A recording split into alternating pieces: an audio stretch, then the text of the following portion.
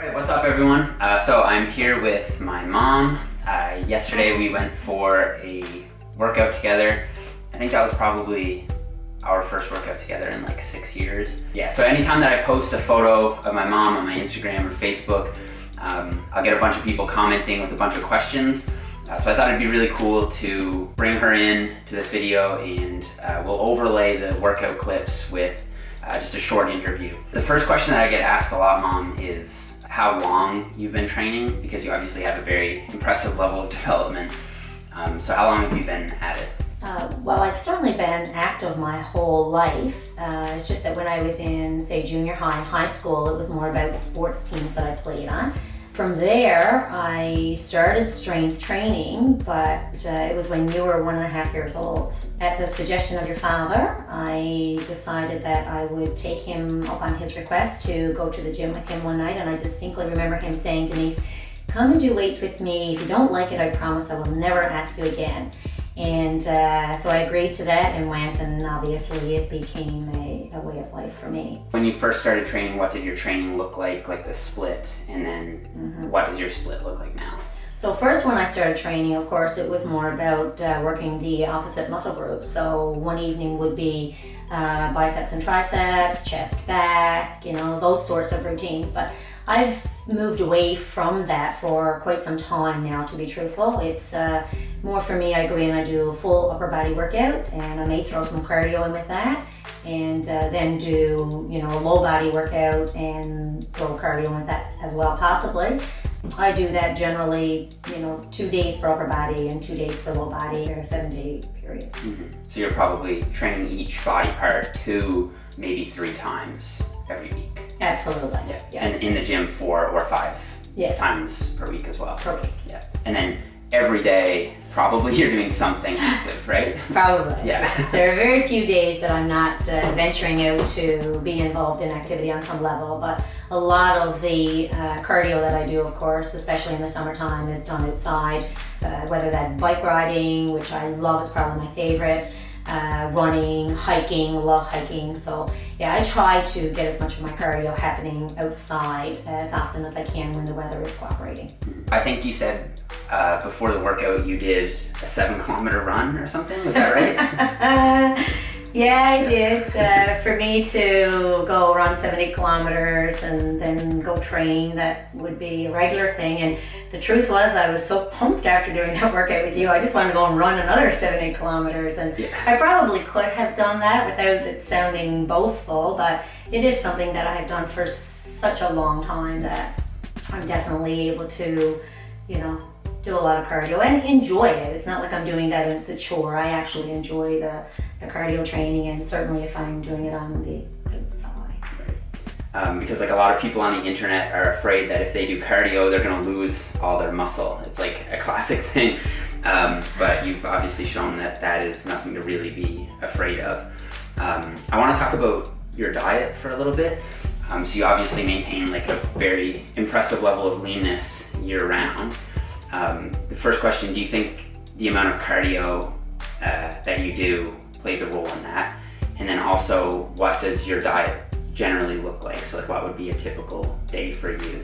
So, I mean, definitely the cardio plays a role in that, and it's probably why I do so much of the cardio, to be truthful, because my caloric intake is not super low. If I'm, like right now, I'm at a weight that's a little heavier than I like being. So with those extra, you know, 4 or 5 pounds on, that means that my caloric intake is higher. So that could be anywhere from 1,1900 calories a day. But I'm still doing the cardio and the strength training, which helps keep me at this level of fitness.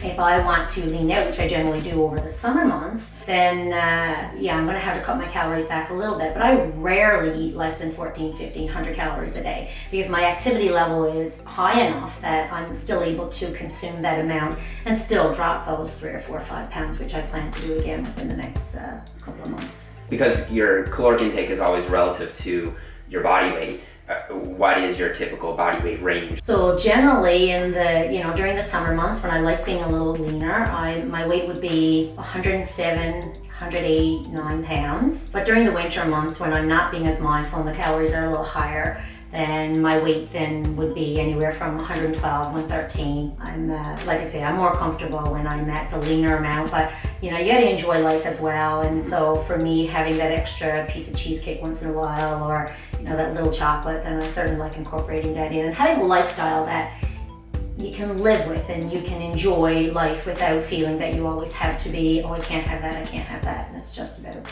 salads and chicken. Right.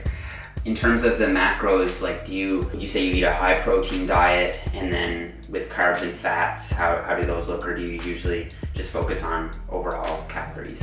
More often I focus on overall calories, but I find when I'm trying to shed those few extra pounds, being more mindful of the macros certainly helps me in that capacity. I try to have about 100 grams of protein a day. I do 20% fat, and then the rest are carbs. And because I am so active cardiovascularly, I need the carbs in order to keep the energy high. And so I'll go back to the training just for a little bit. So now you're running an upper lower split. About how many exercises are you doing per body part? Some days I go into the gym and I may just do an 8-kilometer run outside. So while I'm at the gym doing the strength training, have a little more time, so I'll do a little more. On those days, I'm going to work about 4 exercises per body part. So for biceps, I would do 4 exercises. So that could be dumbbell bicep curls, it could be cable curls, it could be preacher curl. And so then I do the same for the other muscle groups as well. If I'm incorporating my cardio at the gym and a little press for time, I might do 3 exercises per muscle group. But it's always 3 or 4 exercises per body part. Right. And then do you do multiple sets per exercise, or is it just one set for an exercise and then moved on to the next one? Sometimes it varies. So I may do, for example, 2 alternating dumbbell curls and do 2 barbell curls, and then I'm done. Right. Or I may decide to split it out where I do, 4 different exercises, even though 4 of them are for biceps. Yeah. Okay, so you're usually doing probably 4 sets per body part per workout, right. And then you're doing that probably 2 or 3 times per week. And then what do the reps usually look like? Well, when I was doing the powerlifting, of course, it was a little different because that's when I was trying to get stronger, and as you know, I only did that for a short period of time. The reps were lower then, so 5-6 reps per exercise. I'll say my preferred choice of repetitions would be anywhere from 10 to 15, and generally I will stick with the 12. And do you ever go up above that? Like, do you ever do any burnout work in, say, like the 20 to 30 rep range?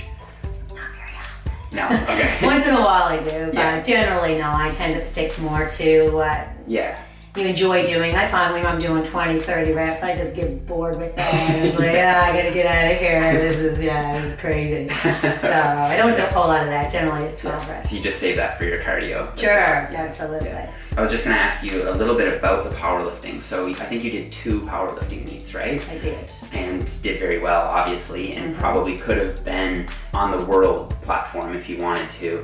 But I know that you kind of have moved on from that. So first of all, why is it that you decided to try out powerlifting? Is it something you'd recommend to other people? And then what is it that sort of led you out of it now? It was, I think, my interest in doing it was seeing you do it, to be truthful, and I saw it as an opportunity for me to take on a challenge that I had never done with fitness on any level, really, other than to be part of a sports team or to set my own goals and challenges and reach those. But I'd never done it on a competitive level, and the stage for me is not something that I've ever entertained doing or felt driven to be a part of. But the powerlifting, it enticed me a little bit. And I knew that I was relatively strong for my weight. So I saw it as an opportunity to, I suppose, shine a little bit and just see how much I could push myself to accomplish that extra. What I found though is that in order to get stronger, it meant heavier weights. And I'm not 25, so for me it became the challenge on my joints, and to have my knees hurting, my hips hurting, it wasn't worth it to me. So I'm delighted that I did it, and I've, performed well with it and got some recognition, and the reward of that was lovely. But to continue doing something like that and have myself set back in terms of mobility from, you know, injuries. At this point in my life, no, absolutely not worth it. So I've very much gone back to the regular routines of what I did pre-powerlifting. Yeah, and a lot of people ask me if you've ever competed, and I think people assume that you do just because you do have that look, but I guess it's just not something that you value in and of itself, and you do value being fit and living you know, a healthy lifestyle in and of itself, so that's sort of what you direct your attention to, is that right? And I mean, I respect anyone who's chosen to take the stage because I recognize the intensity of it, the challenge of it, the perseverance that comes with that to actually, you know, get your stuff to stage level. For me, I've never felt that I have discipline, and you know I do. I mean, I've been training for such a long time, but I never feel that I have the discipline or the desire to take it to that level. So even though I admire people who do, it's not an aspiration of mine, and I'm not sure that it will be at this point.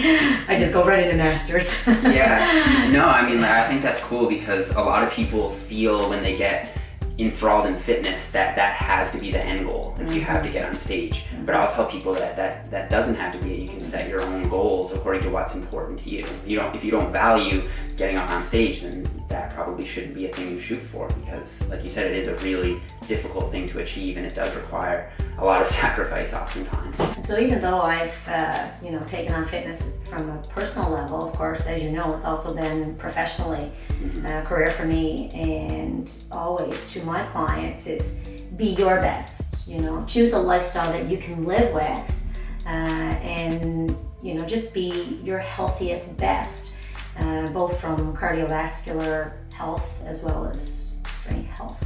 But yeah, it's living a healthy lifestyle, and like you say, it doesn't have to be the stage necessarily for everybody. So we'll wrap it up here. I hope you guys liked that workout footage. She kicked my butt as per usual. She tried. I'm not sure she succeeded. Are you sore today? My shoulders are a little bit sore, but no. Okay. That's embarrassing. So before we go, I just have one more question. If you were to recommend, say, one piece of advice to someone who wants to make this a lifestyle and something that they can be successful with across their entire career, their life, or whatever, what would you say to them? Say someone who's relatively new getting into this. Don't try to do everything at once. Sometimes people think that if they're started training, their cardio has to be good, their diet has to be good.